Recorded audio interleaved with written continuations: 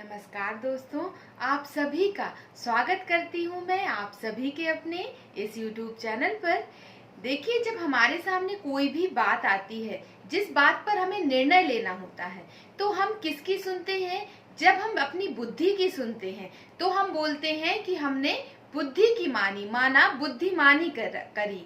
और जब कोई कोई बात ऐसी आती है जब हम अपने मन की सुनते हैं तो हम बोलते हैं कि हमने अपने मन की माना मनमानी की। तो अक्सर लोग कहते हैं कि जो लोग बुद्धिमानी दिखाते हैं वो अपना भी भला करते हैं और दूसरों का भी भला करते हैं। माना जो बुद्धिमानी दिखाते हैं उन्हें अक्सर लोग पसंद करते हैं और जो मनमानी दिखाते हैं उन पर लोग खुश नहीं रहते हैं, क्योंकि सभी ये बोलते हैं कि वो सिर्फ अपने मन की सुनकर सिर्फ अपना स्वार्थ सिद्ध करते हैं, उसमें दूसरों का भला कभी भी नहीं हो सकता। तो देखिए, हमें करना क्या चाहिए कि बुद्धिमानी अच्छा होता है या मनमानी करना अच्छा होता है। देखिए, हमें सबसे पहले तो ये समझना होगा कि बुद्धिमानी या मन या बुद्धि है क्या। तो देखिए, हम सभी ये जानते भी हैं कि हमारी इस पूरी बॉडी को चलाने वाला क्या है। तो इस सारी हमारी पूरी बॉडी को चलाने वाली जो एक शक्ति है वो है हमारी सोल, हमारी आत्मा, जो हमारे शरीर में है और जिसके थ्रू हम चल रहे हैं, वो हमारे शरीर से निकलती है। उसके बाद हमारा इस सृष्टि पर, इस दुनिया में कोई भी अस्तित्व नहीं रह पाता, हम कुछ भी नहीं कर सकते हैं। तो देखिए, जो आत्मा होती है उसके 3 गुण होते हैं, 3 शक्तियां होती हैं। पहला होता है मन, बुद्धि और संस्कार। तो देखिए, मन क्या होता है, बुद्धि क्या होती है और संस्कार क्या होता है और वो कैसे काम करता है, हम उसके बारे में समझते हैं। जब हम उसके बारे में समझ जाएंगे तब हमें पता चलेगा कि हमारे लिए ठीक क्या है। देखिए, जब अगर मान लीजिए आप एक जंगल में जा रहे हैं और जंगल में आपके थोड़ा आगे बढ़ते ही आपके सामने एक भयानक सांप जो बहुत ही ज्यादा खतरनाक है वो आपके सामने आ जाता है। उसको देखते ही तुरंत आपके मन में क्या ख्याल आएंगे? आप डर जाएंगे और आप इतना ज्यादा डर जाएंगे कि आपको लगेगा अगर मेरे ये पास आया मुझे काट लेगा, मेरी जान भी जा सकती है। माना आपके अंदर डर आएगा। जो डर आएगा वो कहाँ से आया? हमारे मन से आया। क्यों? क्योंकि हमारे जैसे ही हमने कुछ भी चीज देखी या कुछ भी हमारे सामने परिस्थिति आई, तुरंत सबसे पहले हमारा मन जवाब देता है। और उसने तुरंत जवाब दिया कि वो डर गया और उसने कहा ये बहुत ही ज्यादा खतरनाक है। उसके बाद हमारी बुद्धि क्या कहती है? बुद्धि बोलती है कि इसको मारना नहीं है, पत्थर से मारना या उसको हटाने की कोशिश करना हमारे लिए खतरनाक हो सकता है। हमारे लिए अच्छा यही होगा कि हम यहाँ से किसी दूसरे रास्ते से यहाँ से निकल जाएं।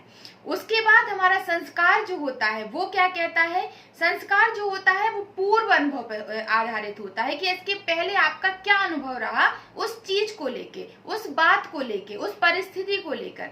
और मान लीजिए पहले कभी आपका भाई बहन या आपका कोई भी रिलेटिव ऐसी ही परिस्थिति में फंसा और उसके सामने जब ऐसी परिस्थिति आई तो उसने क्या किया? उसने पेड़ पर चढ़ गया और उसने अपनी जान को बचा लिया।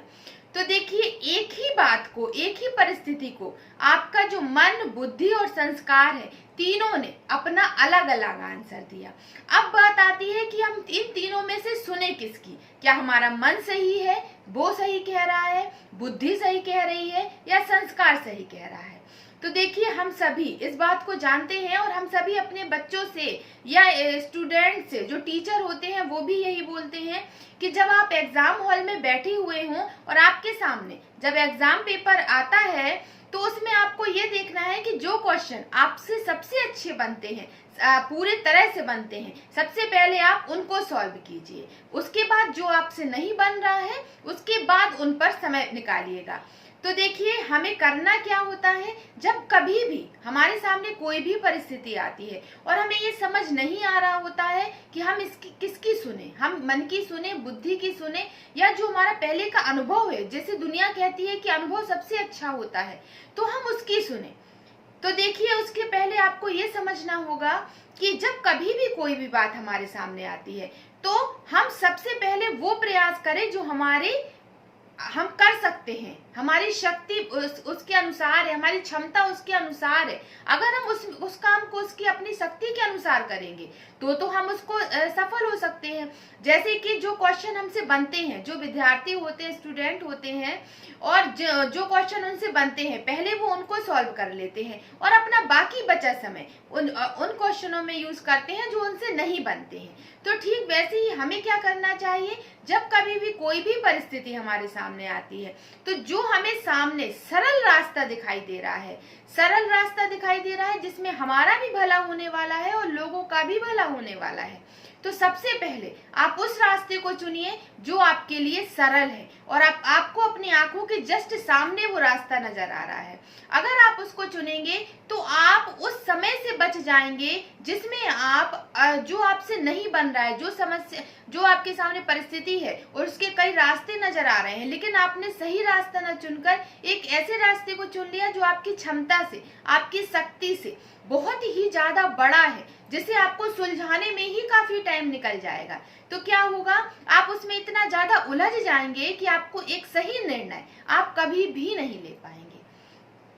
तो देखिए, हमेशा इस बात को याद रखिए कि जब कभी भी आपके सामने कोई भी परिस्थिति आती है, जैसे कि मान लीजिए वो सांप रूपी कोई परिस्थिति आई कि जंगल में जब आपके सामने सांप आया, तो अब आप बताइए कि आप इन तीनों रास्तों में से आपके लिए क्या चुनना सही होगा। देखिए, अगर हम मन की सुनते हैं और डरते हैं, भयभीत हो जाते हैं, तो डर एक ऐसी खतरनाक चीज होती है कि अगर हम डर जाते हैं तो हमारी शक्ति पूरी ही जीरो हो जाती है, हमारी सोचने समझने की क्षमता, निर्णय की क्षमता बिल्कुल जीरो हो जाती है। हम ये नहीं समझ पाते हैं उस समय, ना ही हम ये निर्णय ले पाएंगे कि हम क्या करें।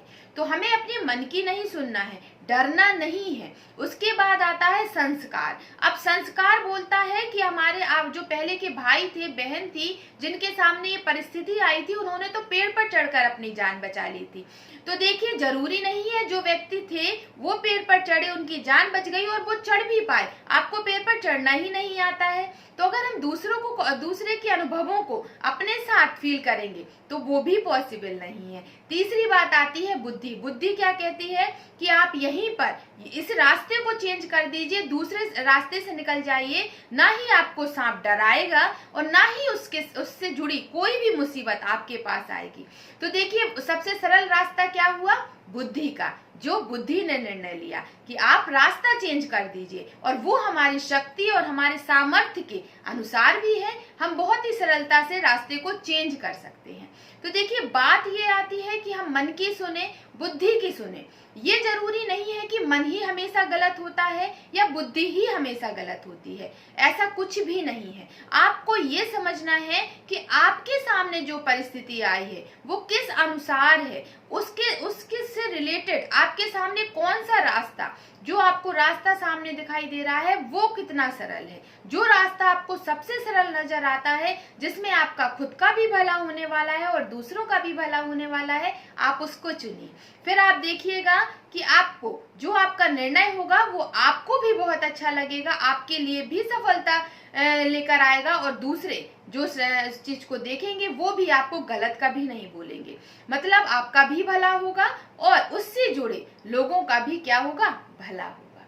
तो देखिए, मनमानी वर्सेस बुद्धिमानी, कि हम मनमानी करें या बुद्धिमानी करें, मतलब मन की सुने, मन की माने या बुद्धि की माने, तो ये आपको समझना होगा कि मेरे लिए क्या सही है। जो आपके लिए सही होगा, जो आपके करीबी होगा, उन सवालों की तरह कि जो हमसे बहुत अच्छे से बनते हैं, जो हमारी शक्ति और सामर्थ्य से के अनुसार हैं, अगर हम उसको चुनेंगे और उस राह पर चलेंगे तो हमारे सामने जो भी परिस्थिति है वो आसानी से सॉल्व हो सकती है। लेकिन अगर हम उस कठिन रास्ते को चुनेंगे जो हमारी शक्ति और सामर्थ्य से बहुत दूर है, दूसरे लोगों के अनुभव के आधार पर हम उसको चुन रहे हैं, तो वो अनुभवी हैं या उनकी शक्ति उस समय वो थी कि उस रास्ते पर वो चल सकते थे, पर आप नहीं चल सकते हो। तो इसलिए हमेशा वही चुनिए, वही रास्ता चुनिए या वही निर्णय लीजिए जो आपकी शक्ति और सामर्थ्य के अनुसार हो, जो आपके अनुसार हो। तो वो निर्णय आपके लिए